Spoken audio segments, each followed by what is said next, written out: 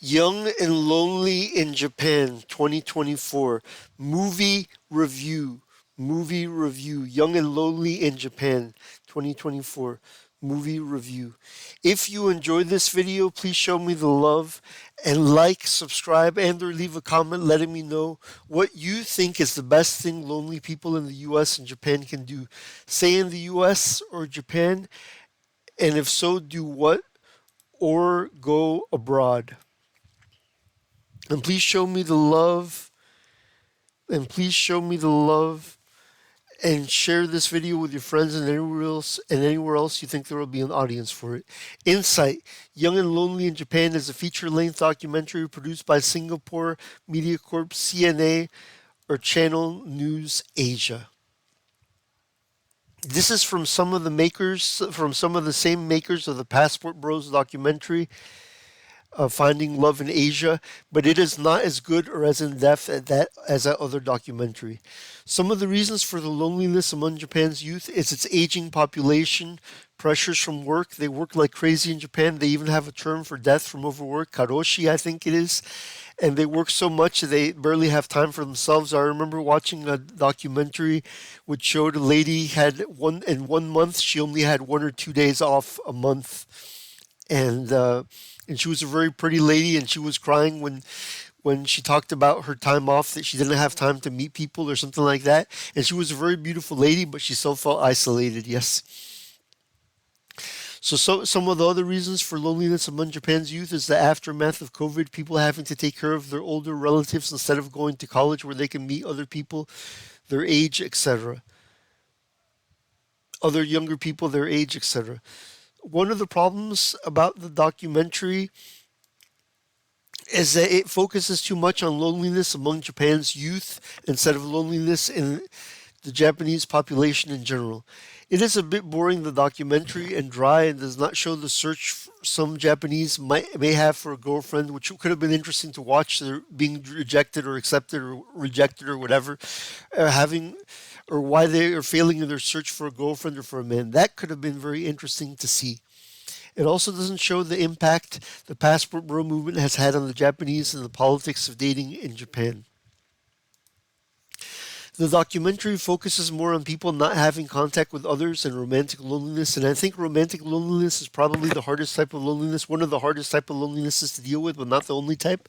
Although a big chunk of that loneliness could be loneliness for friendship, and I believe that has an easier solution, and that could tide you over until you get a romantic partner. It can help you before you get a romantic partner to have friends. Just having friends can help you a lot, even if you don't have a romantic partner, yes. The documentary also doesn't show the impact that religions, both traditional East Asian religions and Christianity, have had on loneliness, and what these religions do and their outreaches in order to form groups to help people feel less lonely.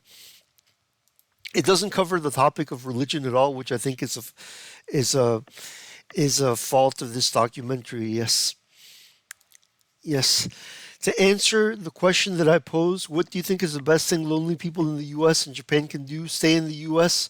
or Japan, and if so, do what or go abroad? I believe first, to solve their friendship problem among people, people should find Christ and join a Christian church, even if it's only online, and join a small group in that church to have people to connect to and possibly hang out with, even if it's the same gender group, if people feel more comfortable with that. But for finding a romantic partner, I would recommend going abroad.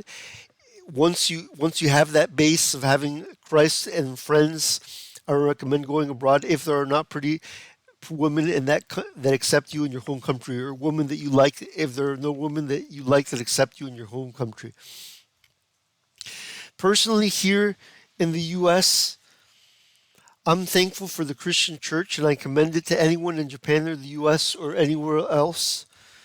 It has helped me to find good friends who are honorable people, though not perfect, and a good crowd to hang around with people and people to contact. For example, in WhatsApp groups and through Facebook Messenger and other means, in order to feel less lonely.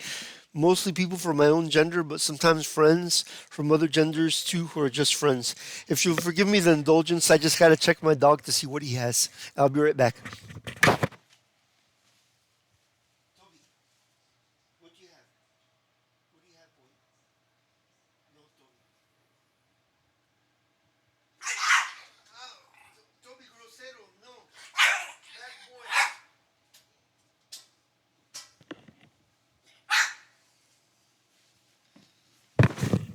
My dog had something. My dog had something. He was pretty mad when I took it from him, but I thought it was important to get it. Yes, and yes, I'm thankful for these groups, these Christian groups, and it's unfortunate that the documentary does not go into the Christian church and its impact on Japan as a way to help Japanese people meet other people and form friendships. Because of this, I give the documentary only 2.5 out of 4 stars. I give it 2 stars because it deals with Japan, which is a subject which I find incredibly interesting, but I don't give it more than that because it's boring and focuses too much on people moving to the countryside to cure their loneliness. A place I suspect if people would move to it would increase their suicidal ideation, not decrease it because they don't have as many people around them. Personally, here in the US, I think it bears repeating. I'm thankful for the Christian church and I commend it to anyone in Japan or the US or anywhere else. It has helped me find good friends who are honorable people, although not perfect, and a good crowd to hang around with and people to contact, for example, in WhatsApp groups and through Facebook Messenger and other means in order to feel less lonely. Mostly people from my own gender, but sometimes friends from other genders too who are just friends. I'm a Christian. So I believe the solution to loneliness in terms of friendship can be found in Christ and in His Word and in the church. So I think Christian churches are a big thing that the Japanese need, or that Japanese people need to tap into to feel less lonely and to find a lasting meaning and eternal salvation in the person of Jesus Christ. Reading the Bible gives a person hope, and it can give anyone hope who is lonely. Hope that anything is possible with Jesus, even finding the person of their dreams, and with Jesus and God, these things are possible. And Jesus is God. Jesus is also fully man, fully God. And even if they are incels, if the people are incels, if the Japanese people are incels or involuntary celibates, they need not despair, or anywhere else from any other country. Even if they're incels or involuntary celibates, they need not despair. Hope that they can eventually find someone is in the Bible. But even if they don't find that, they can find an eternal future of paradise in heaven and spread hope to others too through evangelism. Spread that hope to others too through evangelism. I don't have a romantic partner now. My last one left me even though I loved her dearly and liked her so much. That was a big blow. I've also been psychiatrically hospitalized a few times since COVID, but I have friends, thankfully, and they help me a lot. And many Christian friends, and they are a great source to tap into for admonition, exhortation, and encouragement. And they pray for me. I believe that even everyone in Japan should have such a network, and hopefully I can be an instrument to connect people in Japan to Jesus Christ and the Christian church, and hopefully through that the loneliness in Japan can decrease. My testimony is a sad one. I tried to find a girlfriend for years before when I was an atheist. I couldn't find one. And to make a long story short, I made a friend, and I was wondering why he was so nice to me, why he would take me places, invite me to lunch, take me home. And I asked him why he's so nice, and he said that he was a Christian. So to make a long story short, I started to go to a men's group, and I found a supernatural love there that showed me that God did exist, and I eventually accepted Christ. And I want to share that hope with others too in Japan and everywhere else too. Yes, not all friends who I have found in church are necessarily good. Some are wet blankets, and during times of suffering make me feel worse. There is such a thing, according to the Bible, as bad religious friends or miserable comforters, as the book of Job puts it. But there's almost nothing like finding a good friend who understands you and has compassion for you, and the Christian church is the best place to find that.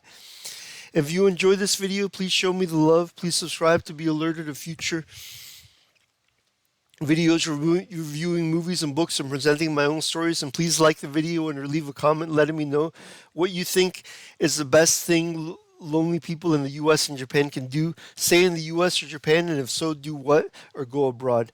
And please share this video with your friends and anywhere else you think there will be an audience for it.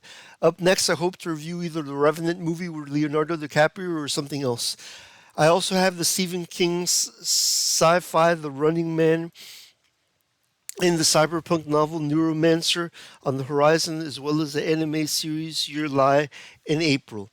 If you like this video, please check out my reviews of the international romantic films Touch, involving a love affair between a Japanese man and a Japanese woman, and a Caucasian man, and my review of the documentary Passport Bros, Looking for Love in Asia. If you like seeing stories of lonely people succeed in finding companionship, or seeing Asian women with Western men, or romance stories or romance and science fiction, please consider buying my science fiction novels, Phantom Zero and The Swordsman and The Philosopher. Now available on Amazon in physical versions, and Capitan Quito and The Barber's Daughter, which are both available on Amazon exclusively as digital editions. Phantom Zero is about an unloved, involuntary celibate, a dwarf who travels the universe looking for a woman who will love him but fails, and pilots a giant monster in exchange for access to beautiful women, but his conscience begins to bother him. The Swordsman and the Philosopher, on the other hand, is a buddy story about an unlikely duo. An extremely handsome soldier called Sol Thales, who has had disfiguring plastic surgery on himself, and a chubby, out of shape, involuntary celibate named Wallace Mack, who has a theory that if you put an ugly guy next to a sufficiently uglier guy, you can even make Quasimodo look like Cary Grant. Wallace Mack takes advantage of Sol Thales' disfigurement to contrast himself with Thales and try to get a beautiful woman for himself. Yet Thales, unaware of his disfigurement, is still as arrogant as ever. And what will he do when he catches on to Wallace's plan? He could respond in fury. And meanwhile, an assassin from the future hunts down Thales, and both Thales and Wallace have to work together to fight to save the world and stop an invasion the likes of which mankind has never witnessed, the might of which no military force on earth can stop. Capitan Quito will be available for 99 cents on Amazon exclusively as a digital edition as a superhero short story about the world's first cyborg who happens to be a dwarf.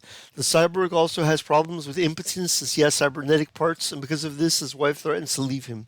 The Barber's Daughter is a love story about a barber whose involuntary celibate customer falls in love with his beautiful daughter, but the barber is hesitant to let the involuntary celibate date his daughter because he considers his customer too ugly to date his daughter. But the story may pull at your heartstrings and at the Barber's towards the end. So Barber's Daughter is available for 99 cents on Amazon exclusively as a digital edition. And The Swordsman and the Philosopher, if you like stories about lonely people overcoming and finding Christ and saturated with Christianity and with hope by The Swordsman and the Philosopher, it's an action story kind of like Twins with Arnold Schwarzenegger and Danny DeVito meets Crouching Tiger, Hidden Dragon, but with Christianity, Christian elements, and sword fights, and adventure, and with mentor characters to help our heroes make it through life, etc., and so forth, and with hope for the incel, hope for the involuntary celibate.